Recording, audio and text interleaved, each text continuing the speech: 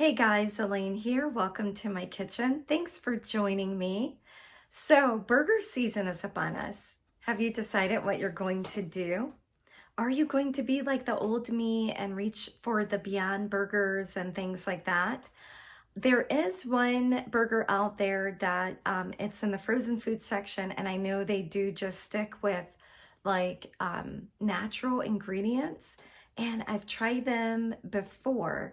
My son doesn't really like them too much. I don't mind them, but what are you gonna do? So if you have people coming over, you have a cookout or a grill out or something like that, or you're going to something and everyone's eating burgers and you may get the hankering of wanting like a burger or something.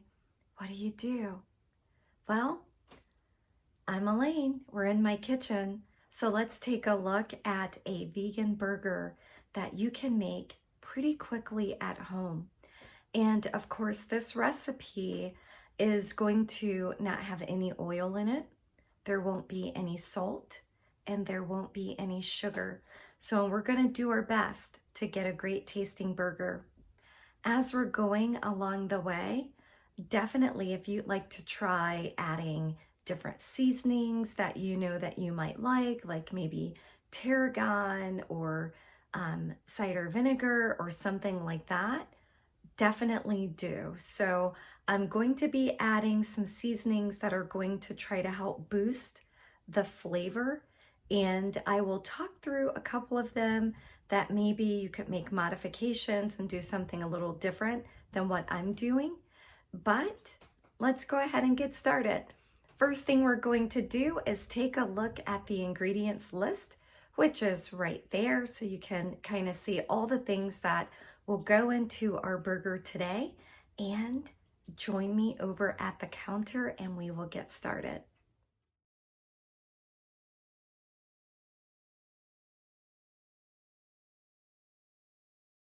One of the first items we want to do before making our burger is to combine our flaxseed with our water.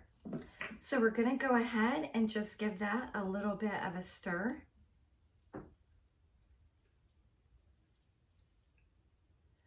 And we're going to set this aside and allow it to kind of congeal together to a little bit of a thicker mixture that will become like our egg for a recipe. Okay friends, so here we are at the counter. We're going to get started just kind of pulsing a few ingredients together. And so we're going to start with our peppers, and you definitely can use like a red bell pepper if you like. I'm just going to use these little mini peppers, and I'm sticking with red just because if we're trying to get this to mimic like a typical American hamburger, then we're kind of looking at ingredients that are red. So you'll kind of see the red ingredients that I'm using throughout the recipe to help bring out that sort of red flavor so that your mind is kind of thinking, red meat. And maybe not necessarily for us, especially if you're vegan and been vegan for a long time, but maybe for our friends.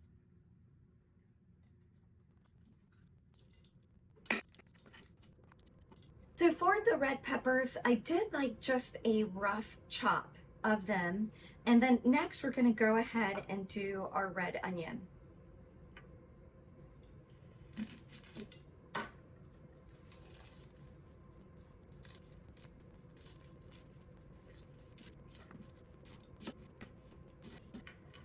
So here's the rough chop of our red onion. We're going to get that in there as well.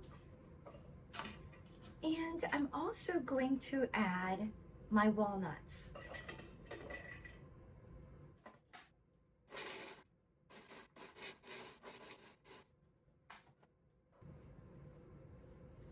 That actually looks pretty good, but I'm just going to pulse it a little, like a few more pulses, just because some of the red onion stuck to the side. And that's what that looks like inside of our bowl. We're going to go ahead and get these items into our mixing bowl. And we're going to process just a couple more ingredients, and then we're just going to combine everything together in a moment. The next ingredients to combine is going to be our black beans. And as you can notice, I've drained the black beans separate from the water drained from the can. I did rinse these and, drain them. I tend to keep a little bit of the liquid from the can just in case if my burger is not as moist and I want something to add to it, I may add a little bit of that to the burger. I'm also going to add the hemp seed with it as well.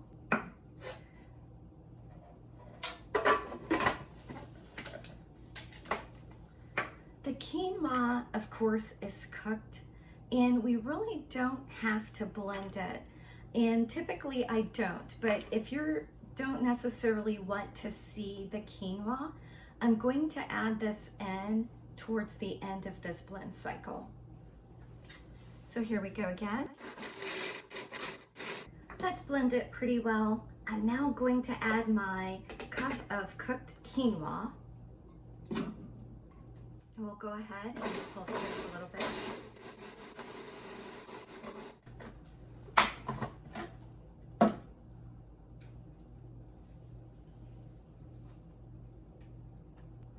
Okay, so here we have our peppers, our onions, and our walnuts. And now we're going to add in our black beans, our hemp seeds, as well as our quinoa.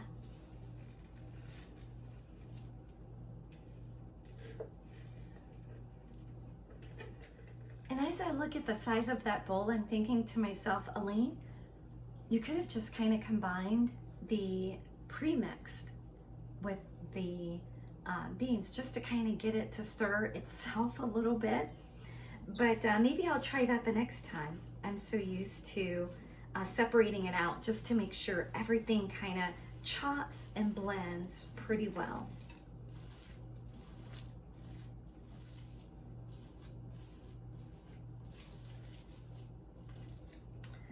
Okay, so once you get that mixed pretty well, I mean, doesn't that look like a burger? Even right at that point, almost the coloration kind of gives you the idea of like ground meat. So what we're then going to want to do, of course, is add our flavoring, our seasoning. So I'm going to go ahead and start small to low. I'm going to add my smoked paprika. I have my chili powder. I thought it might be great for you guys to go ahead and just join me. So far, chili powder, paprika. We're gonna add our garlic. And if you've noticed, I am a garlic fan. So that garlic was a bit rounded. We're gonna add our 1.5 teaspoon of cumin. We're gonna add our 2 teaspoons, and I'm gonna kind of stop right there. I'm gonna give this a little bit of a stir. And that is nutritional yeast. It's a smoked barbecue flavor. And that's what I was mentioning a bit earlier. So of course, if you just have nutritional yeast and you wanna sprinkle that in, definitely you can do that versus the flavoring that I have. Again, and this is a smoked barbecue flavor. We're then going to add our tablespoon of coconut aminos. We're gonna add in our tablespoon of beet powder for color, as well as our tablespoon of tomato paste. And for the tomato paste, if you want to add in maybe, there's a vegan, like a veggie ketchup that's available. You could also consider adding in barbecue sauce if you'd like, versus the tomato paste, and that's gonna, of course, as well, give it a bit of flavor. So there are different items that you can add in. And you can also, if you don't want as much beet powder, you can definitely limit that as well.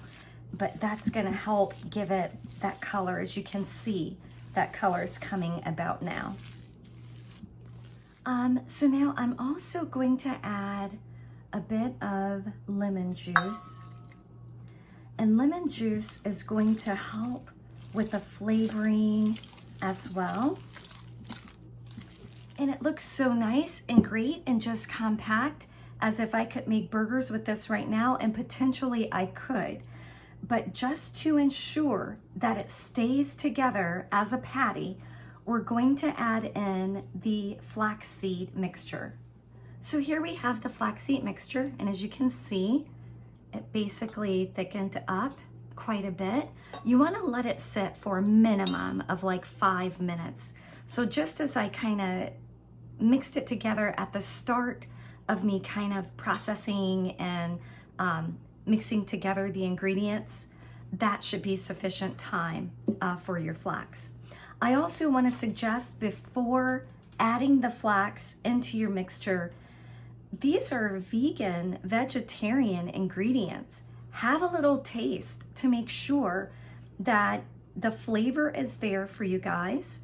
Or you can always add like a sprinkle of a no salt or something like that to the top of your burgers before they bake. So we're going to go ahead, add the flax mixture. Give that a stir.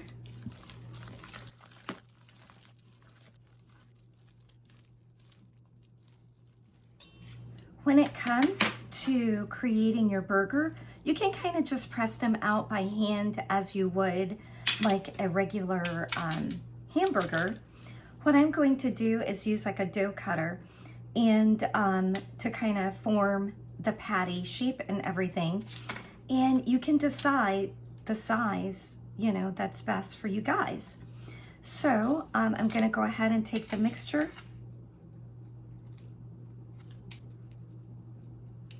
There you go, right there.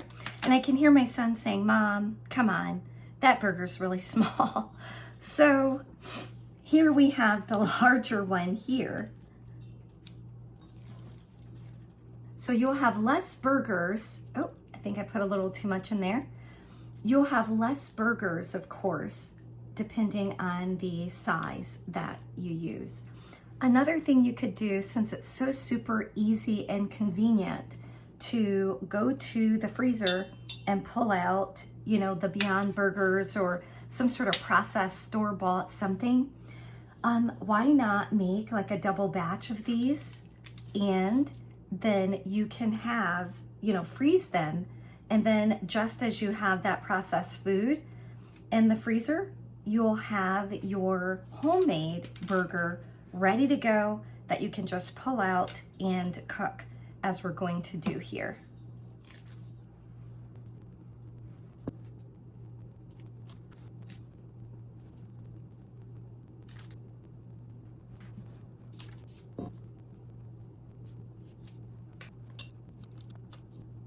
Okay guys, so here are our burgers.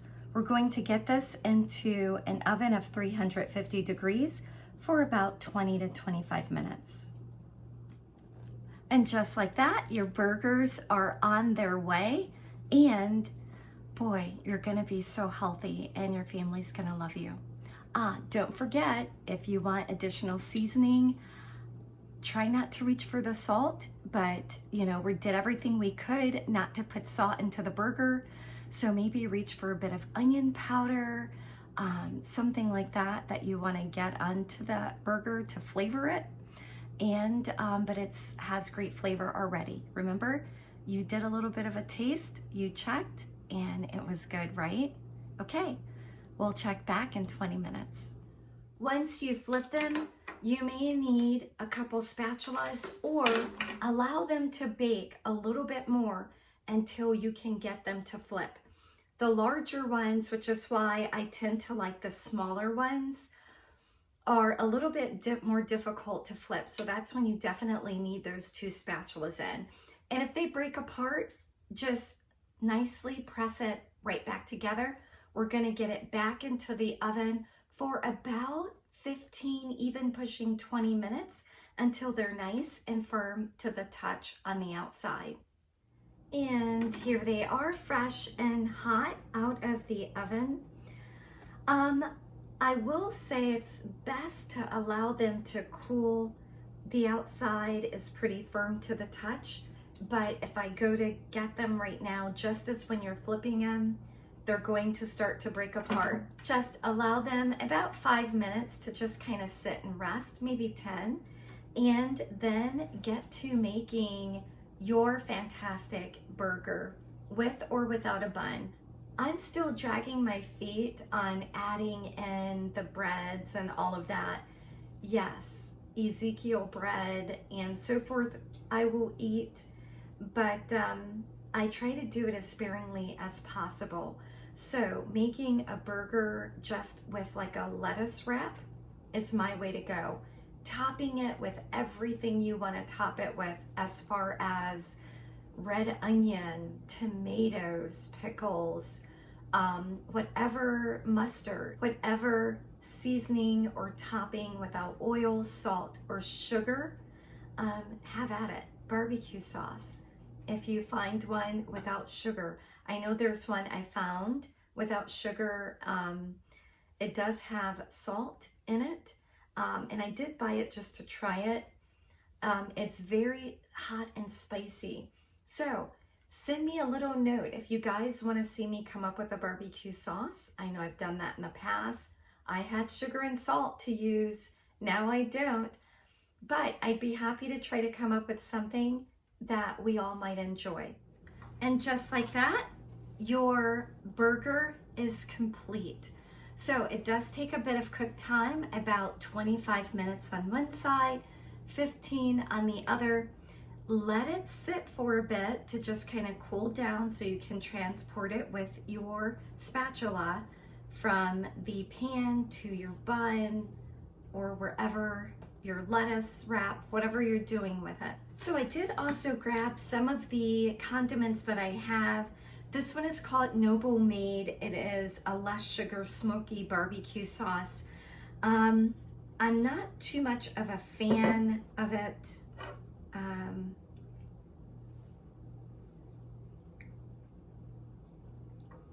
Yeah, not too much of a fan, but if you like kind of a cider vinegary type taste, that might be a good one. And then the Primal Kitchen classic barbecue sauce.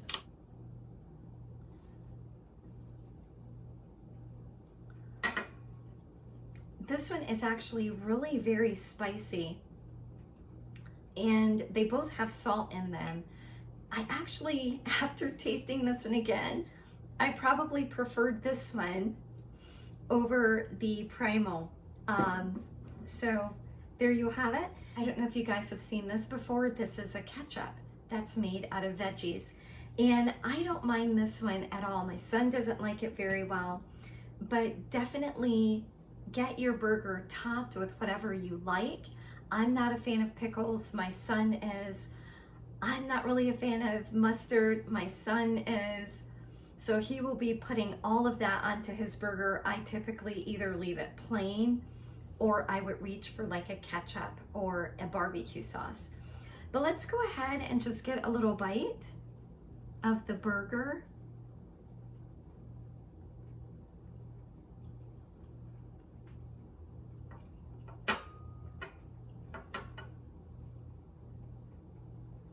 I really like it, guys, and I hope you do too. So that is a new recipe from me, Laney, and I do hope that you enjoy it. Again, do check out a little bit of a taste as you're making it. And if you want to add additional ingredients, some onion powder, sprinkle it with like a no salt seasoning on the top before you bake it. Whatever you might like. I enjoy it as it is here.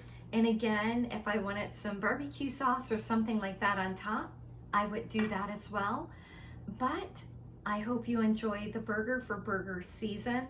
And there are so many options that we can do for burgers. So do stay tuned if you want to see different burger types.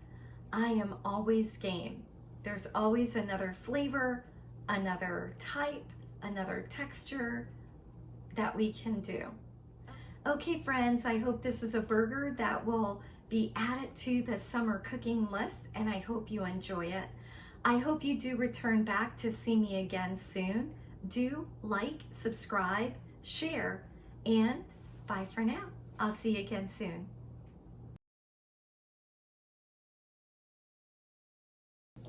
So while those are still cooking, what I did, you saw the little bit of mixture I had left over. I just kind of wanted to share with you how it basically fries, so to speak. There's no oil in the pan. There's no oil within the mixture itself that's going to help heat it throughout in order to cook it all the way through to that sort of like burger consistency or firmness on the outside. I did smash it a bit flat, and it started to kind of the pan. I did sprinkle a little bit of onion powder on top, and as you can see, the pan got a little stained or sticky, not quite sticky, but stained, so to speak. I put in just a little bit of vegetable broth into the pan to kind of help it, but that made it even more moist. So I know some of you are kind of thinking, man, I could just take that and fry it. With oil, perhaps, but we're trying not to use oil. So this has been on the stovetop for about 10 plus minutes. It does, look pretty good. As you can see, flip that over, it's a little moist, but if you wanted to just put it in a skillet, make yourself feel like you're having an American burger, go for it, but it's really going to be in the skillet as long as you would bake it. I say, instead of having to stand over the skillet and wait and watch it and see what it's going to do, and is it getting too brown? Do I need to add some moisture into it? That's going to make it even softer. So instead of all of that, it's going to cook about the same time on the stovetop as it will in the oven. So just put it in the oven. And even in the oven, I made them pretty thick. So it's going to take you a little bit more time if you want like a thicker burger. So just go and check it. If it's not easy to flip, leave it in the oven until it's ready.